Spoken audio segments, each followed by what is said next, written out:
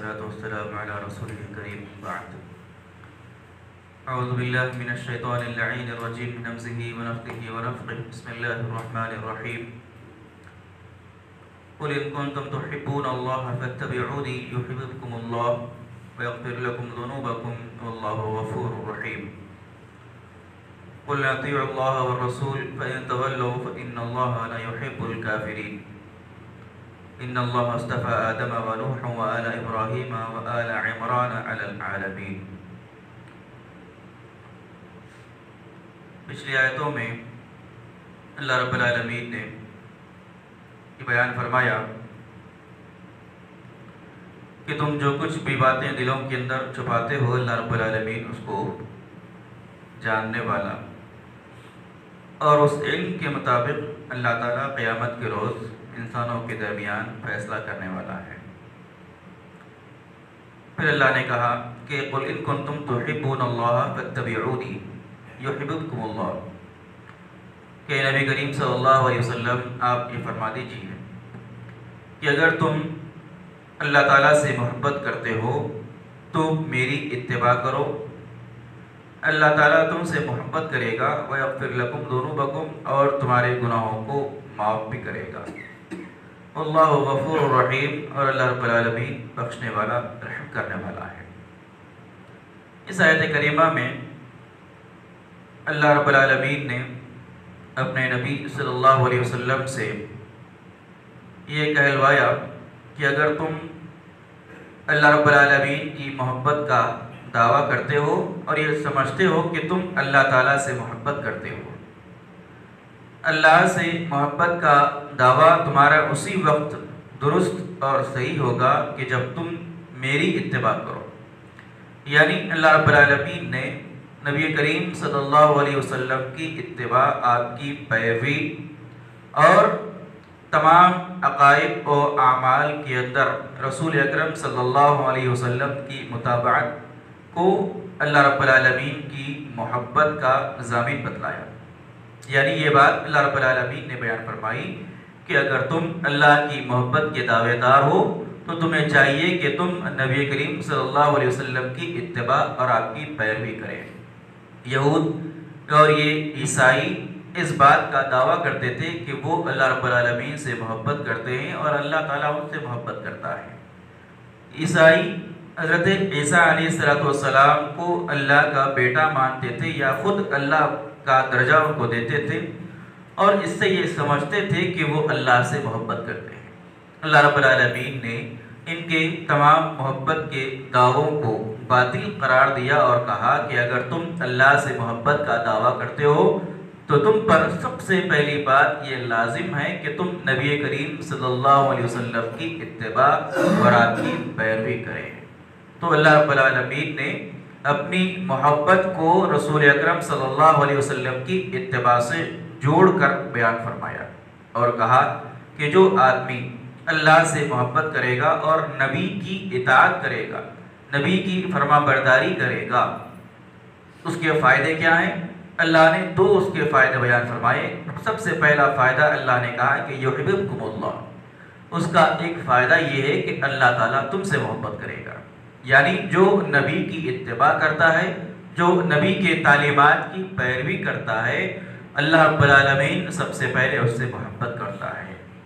معلوم ہوا کہ اللہ کی محبت نبی کی اتباع اور نبی کی پیروی سے حاصل کی جا سکتی ہے. اور جو آدمی اپنے عقائد کے اندر، اپنے اعمال کے اندر نبی کریم صلی اللہ علیہ وسلم کی اتباع اور پیروی نہیں کرتا، اللہ رب العالمین کی محبت بھی اس آدمی کو حاصل نہیں ہو سکتی. تو سب سے بنیادی چیز یہ ہے کہ اللہ کے رسول صلی اللہ علیہ وسلم کی اتباع اور آپ کی پیروی کی جائے. اس سے سب سے پہلی بات اللہ رب العالمین کی محبت اس سے حاصل ہوگی. اور دوسرا فائدہ اللہ نے گنوایا اور کہا کہ وَيَغْفِرْ لَكُمْ ذُنُوبَكُمْ، اللہ تعالیٰ تمہارے گناہوں کو بھی معاف کرے گا. یہ دوسرا فائدہ نبی کی اطاعت اور نبی کی اتباع کا اللہ نے بیان فرمایا کہ سب سے پہلے اللہ تم سے محبت کرے گا، اور دوسرا اس کا فائدہ، دوسری بات یہ ہے کہ اللہ تعالیٰ تمہارے گناہوں کو بھی معاف کرے گا، تم کو تمہارے گناہوں سے پاک کرے گا، صاف کرے گا، پاکیزہ کرے گا. تو یہ دو فائدے بنیادی اللہ رب العالمین نے یہاں پر بیان فرمائے، اور شرط اللہ نے یہ رکھی کہ تم نبی کی اتباع کرو، اور جو آدمی نبی کی اتباع، نبی کی پیروی نہیں کرتے، اللہ رب العالمین کے اس فرمان کے مطابق نہ اس کو اللہ کی محبت حاصل ہوتی ہے اور نہ گناہوں سے نجات اس کو ملتی ہے۔ پھر اللہ نے کہا کہ اللہ رب العالمین بخشنے والا، رحم کرنے والا ہے۔ پھر فرمایا کہ قل اطیعوا اللہ والرسول، اے نبی کریم صلی اللہ علیہ وسلم آپ لوگوں سے کہہ دیجئے کہ تم اللہ کی اطاعت کرو اور اللہ کے رسول کی اطاعت کرو۔ فَإِن تَوَلَّوْا فَإِنَّ اللَّهَ لَا يُحِبُّ الْكَافِرِينَ، اگر تم پیٹ پھیرو گے تو یقیناً اللہ رب العالمین کافروں کو پسند نہیں فرماتا۔ اس آیت کریمہ میں اللہ رب العالمین نے دوبارہ نبی کی اطاعت کی بات بیان فرمائی اور کہا کہ اطیعوا اللہ و اطیعوا الرسول، اطیعوا اللہ والرسول، کہ تم اللہ کی اطاعت کرو اور اللہ کے رسول کی اتباع کرو۔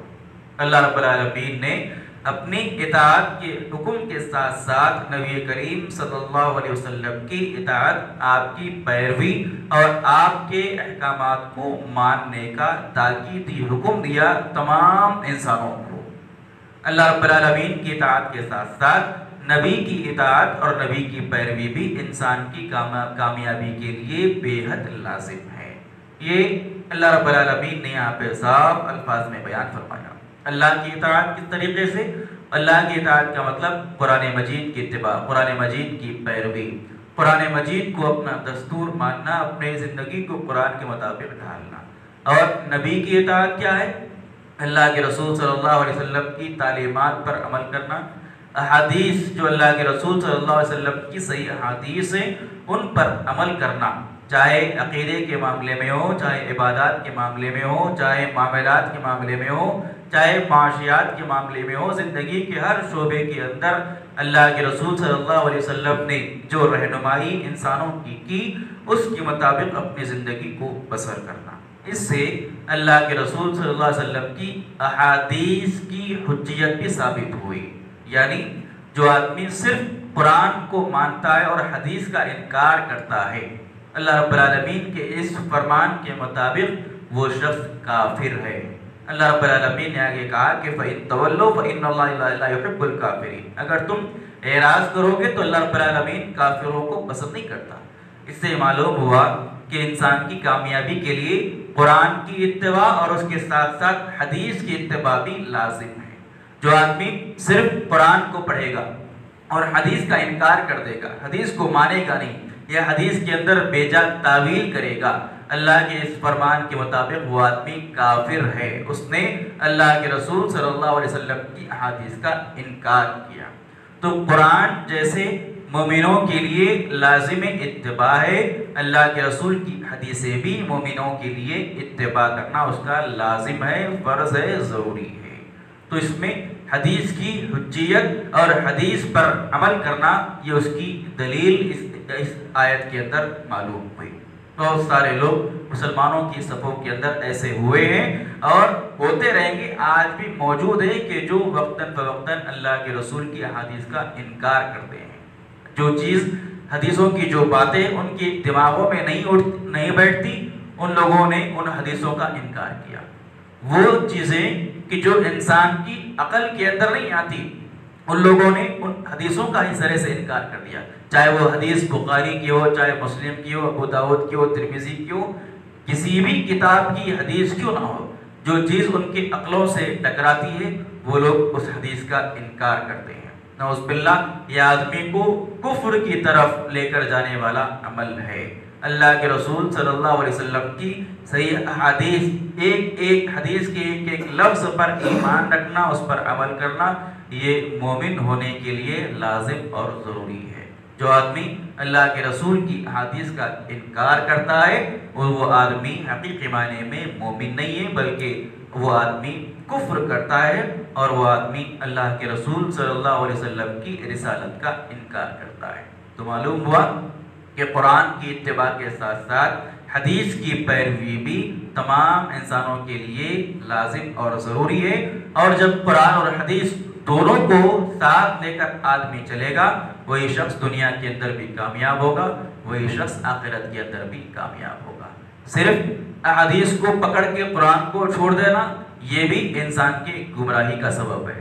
صرف قرآن کو پکڑ کر احادیث کو چھوڑ دینا یہ بھی انسان کی گمراہی کا سبب ہے۔ تو قرآن کو حدیث کے بغیر نہیں سمجھا جا سکتا اور حدیث کو قرآن کے بغیر نہیں سمجھا جا سکتا۔ یہ دونوں چیزیں لازم اور ملزوم ہیں، اسی لیے اللہ نے کہا کہ اطیعوا اللہ والرسول، تم اللہ کی اطاعت کرو اور اللہ کے رسول کی اتباع کرو۔ فَإِن تَوَلَّوْا فَإِنَّ اللَّهَ لَا يُحِبُّ الْكَافِرِينَ، اگر کوئی آدمی اعراض کرتا ہے، کوئی آدمی پیٹ پھیرتا ہے حدیث سے یا اللہ کے رسول کی اطاعت سے، تو ایسے لوگوں کو اللہ رب العالمین کافر کہتا ہے اور ان لوگوں کو اللہ تعالیٰ پسند نہیں فرماتا۔ اللہ رب العالمین سے دعا ہے اللہ تعالیٰ تمام کو قرآن مجید کی آیات کو پڑھنے، سیکھنے، سمجھنے، اس پر عمل کی توفیق عطا فرمائے، آمین۔ سبحانک اللہم و بحمدک، اشہد ان لا الہ الا انت، استغفرک و اتوب الیک۔